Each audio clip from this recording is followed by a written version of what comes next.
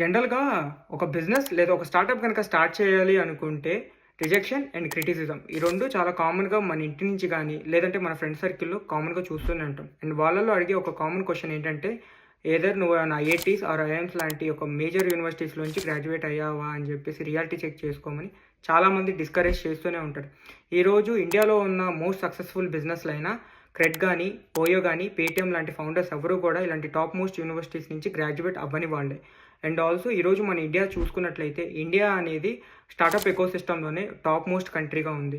And 50% of Indian startups అనేది ఇండియాలో ఉన్న టియర్ 2 అండ్ టియర్ 3 సిటీస్ నుంచే వస్తున్నాయి. ఈరోజు చూసుకున్నట్లయితే మార్కెట్‌లో మనకి చాలా ప్రాబ్లమ్స్ ఉన్నాయి.